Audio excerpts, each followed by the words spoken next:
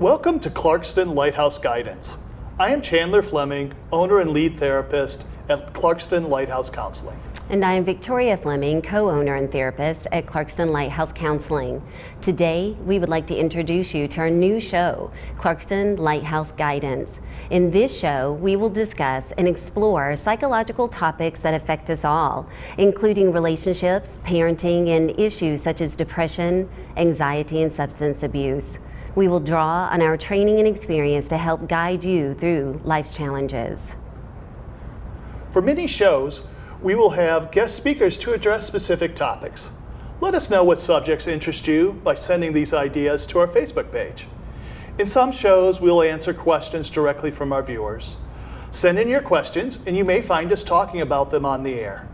Today's topic is controlling anger before it controls you. So, Chandler, what is anger? You know, we frequently refer to anger as being an umbrella emotion. And people sometimes ask me, is it good or bad? You know, sometimes it's good. I think of things like Pearl Harbor or Gandhi, things along those lines. When there's a certain level of injustice, people tend to get angry, and it motivates them. Anger is definitely a motivating emotion. But also in sports, a lot of times people will channel that anger in sports in order to motivate them, drive them, get them to play harder. But most of the time, anger is a bad emotion. Many times there are broken relationships, broken things, because people act out in anger and really just don't think about what they're going to do and think about what they are doing. You know, anger has a major lie, and that lie is that it has to be solved right now. It can feel like a pressure. I gotta do something about it now. Yes, definitely. So you referred to anger as an umbrella emotion. Can you further clarify that? Sure. Anger is an umbrella emotion because it's the emotion or the kind of the sign that covers up what's going on underneath.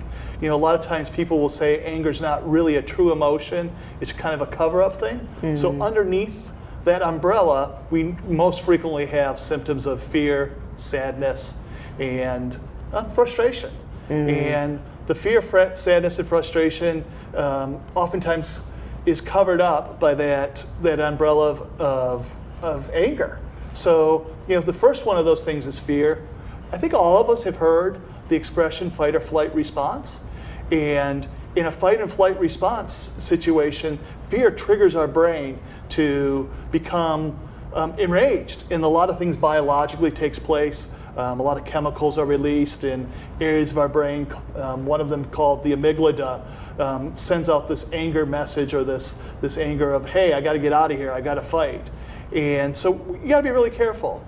You know, I used to work in a hospital, and in that hospital, the emergency room was quite a dangerous place, because family members would come in, and you know, they'd have a sick loved one, and that would cause them to become fearful of what's going on, and then they would act out in anger. And the important thing is really recognizing what's underneath that umbrella, because once you identify what's going on underneath, you can definitely deal with what's going on. Okay, so you're saying the person in the emergency room may be acting in an angry fashion, but it's actually fear that is motivating that anger. Oh, definitely. And once you know that it's fear that's motivating you, you can solve fear. It's harder to solve the anger when what's really going on is fear. So, so in order to kind of solve that anger issue, figure out what's going on underneath the surface.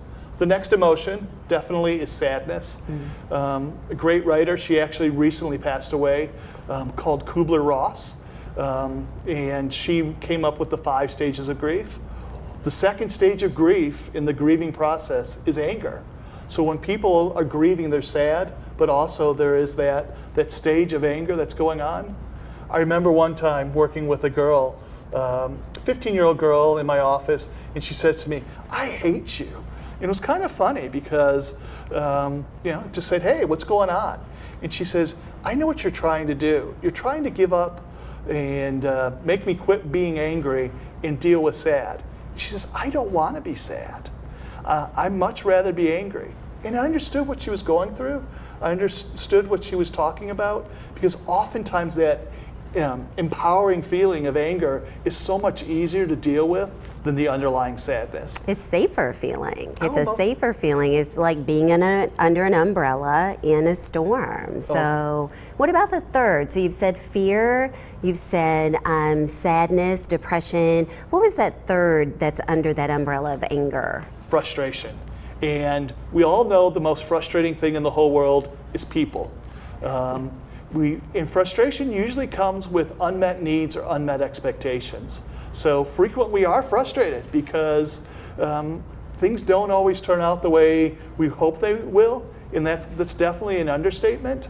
Oftentimes we're in a situation where we really are trying hard and our expectations are large, and those expectations are left unmet. So frustration is a really, really big trigger of anger. So I encourage people, ask yourself, when you're angry, what's underneath that? Is it fear? Is it sadness? Or is it frustration? Okay, so the person asked themselves that question, am I really feeling fearful or sad or frustrated? So now what? What do they do? Well, I think it's important to identify that underlying emotion, but also, it's kind of a funny example, but I frequently ask people first, what do you do if your clothes catch on fire? And it's really funny because most kids at a very young age in school, they teach them, if your clothes are on fire, stop, drop, and roll. So this is Chandler Fleming's stop, drop, and roll, which is if you're angry, stop, breathe, and think. And so those are the 3 steps. Again, stop, breathe, and think. And why stop? Because anger tells that lie. Anger says, hey, you need to do something right away. You need to find a solution, and if you don't stop, you oftentimes will do things that you regret. I once was talking to a lady and she said, you know what, I wrote this nasty email to my brother, and I knew I shouldn't send it, and I knew that if I wasn't angry, I wouldn't have sent it, but the anger caused me just to release it. So I hit that go button, and once it was gone, it was gone. So stop. Slow things down. Anger's lie is that you have to solve it right now. And as I referenced earlier, biologically that fight or flight response is kicking in. The area of the brain called the amygdala tells us, it sends out panic messages, and it tells us that we have to take care of it right now. The good news is that area of the brain, it really only panics for about 15 minutes, and then another area of the brain called the hippocampus kind of shuts it down and says, hey, think things through. The hippocampus is kind of an area of the brain that is important for thinking things through and emotions and memory, so it slows things down. And we also know that just the hormones, adrenaline and other hormones in our body, cortisol, oftentimes are shot out during that anger. So stop. And how do we stop? Take a walk, take a shower, take a self-time out. It's kind of funny, I had a lady who was a client of mine, and she had some toddlers.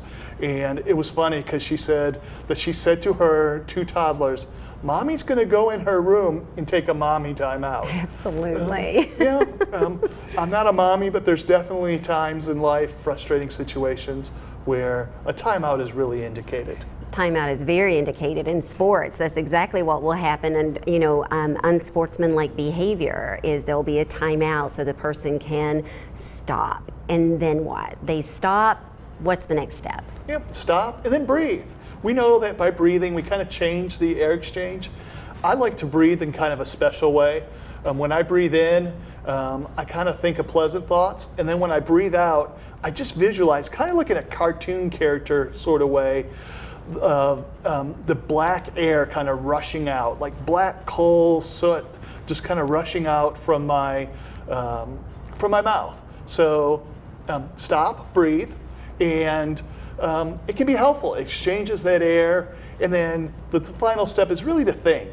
And people ask me all the time, what should I be thinking? So, stop, think, and breathe. And there's a couple things. It's kind of the 1-2 of anger management. And the one is, rule number 1, I call it, don't make bad worse. And I have tons of examples of where people take a bad situation and make it worse.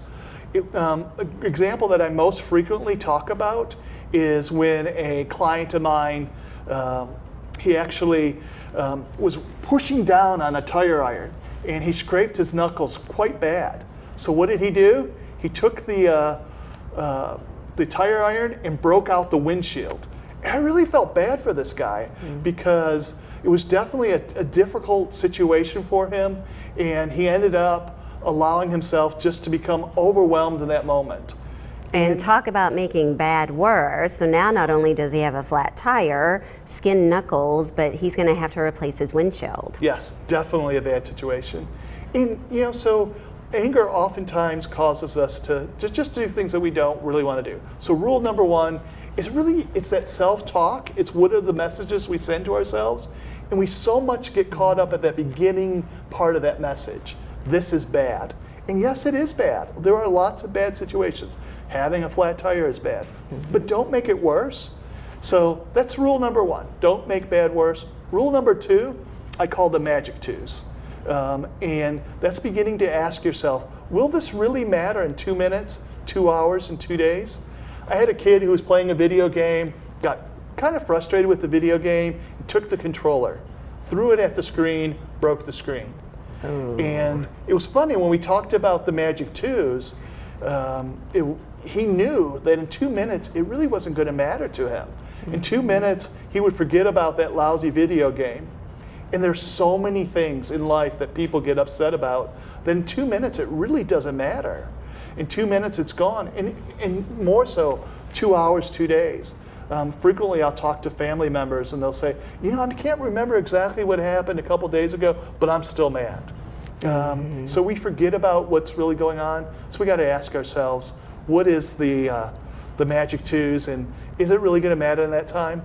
And the other thing, I think all of us need to develop a mental safe place. Absolutely. And that mental safe place it can be anything for you. I know a lot of my clients, their mental safe place is walking down the beach.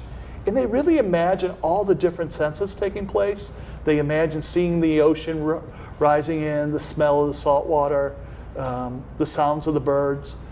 And this is not just good for anger. I mean, it's definitely when you're angry to be able to go to that mental safe place, but it's also good for people who have difficulty sleeping or are anxious. So I encourage all my clients, have that mental safe place. And I like what you said about the 5 senses, because if you stop, and then you're having to breathe and you're getting to think, and what can I see if I'm walking on that beach? What can I hear? What can I smell? And then the brain is focusing on something other than the anger, other than the fear, the sadness, or the frustration. So a safe place, that's so important. Right. And a lot of these things require practice.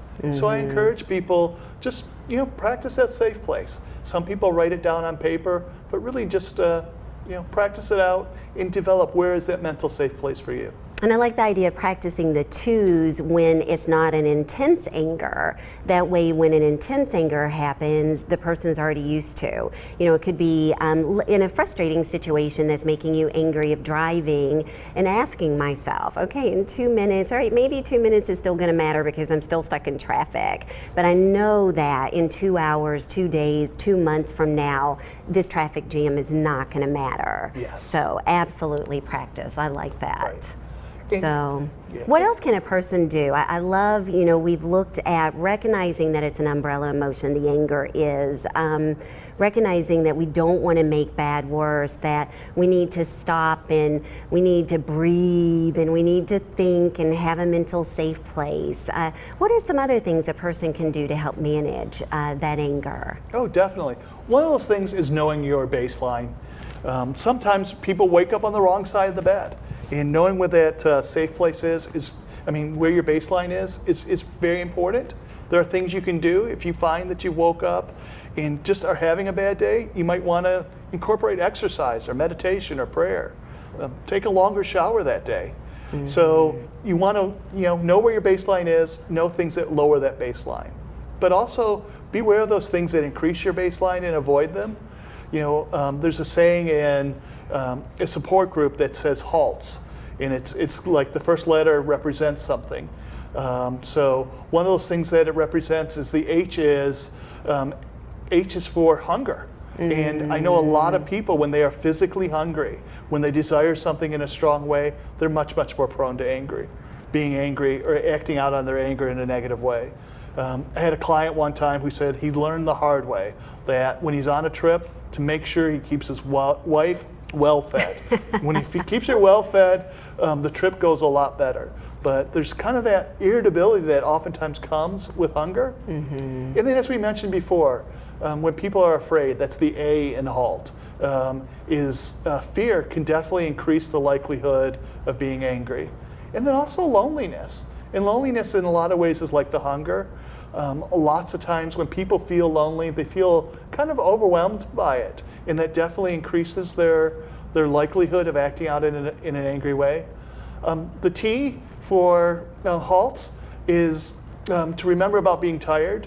Oftentimes people who don't sleep well, and most Americans, we don't sleep well. For two reasons. One is that we don't make it enough of a priority. We keep putting other things off. And then two, just things like anxiety, depression, things like that can definitely increase the likelihood of somebody not sleeping well. So tiredness, that's definitely a sign that you'd be more prone to anger. And then unfortunately substances, alcohol and drugs, but even prescription drugs. I remember one time having a client of mine come in and she said she'd been angry all week. And she mentioned to me that she had poison ivy. And she went to the doctor and the doctor put her on some steroids.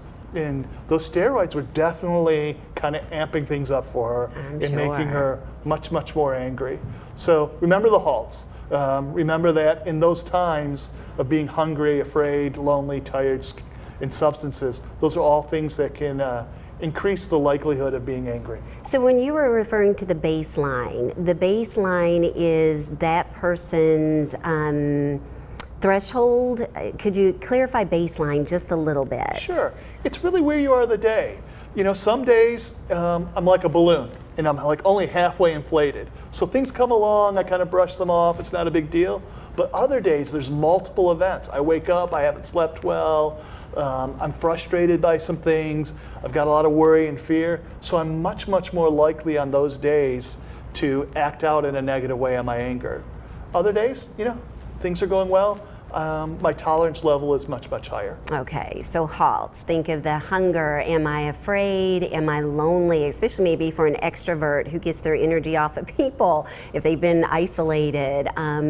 The T was tiredness, and then the S was if you're on any substances. So yes. Very helpful information. Anything else that you wanted to add as we've looked at this topic of anger and not letting it control us? Right. The very last thing is, oftentimes I have people tell me, I just can't control it. And, it's interesting. A lot of those people really can. So I ask, what do you do at work? What do you do at school? What do you do in other different environments? And they're able to handle it then. So if they're able to discriminate, I try to teach them to do those things. Unfortunately, a lot of us hurt the ones we love. So we only those people that we love and care about see our anger. So if you can't control it, and some people can't, you need to get help. Anger handled in a negative way can be very destructive. Yes, it can. Some people need counseling, other people medication. Sometimes it's just a good medical workup and a physical. There's something going on biologically. So if you can't help it, you got to figure out a way to help it. Absolutely, because we don't want to see broken relationships. We don't want to see more broken windshields, and the need for, after anger has already broken loose, the repair. Sure. So in conclusion, if you feel like anger is just something that's got a hold on you, please, go out there and seek that help. Right. And remember the tips. The one tip I want to leave everybody with is, because it covers a lot of subjects, is remember to develop that safe place, that mental safe place in your mind, a place where you can go, relax, de-stress. And if you do find that anger has been destructive in your life, seek help. There's a lot of good places to find help. And if you have any further questions about this topic, please feel free to respond to us on Facebook or at our webpage. We'd be glad to get back in touch with you and guide you in the right direction.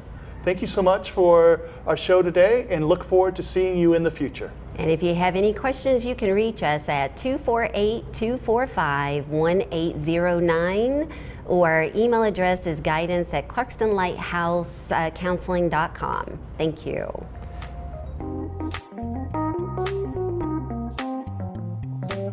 The views expressed in this show are for general educational purposes only and do not constitute professional advice on any subject matter, nor do they necessarily reflect the views or opinions of its guests or of Independence Television. If mental health assistance is needed, please seek professional licensed treatment.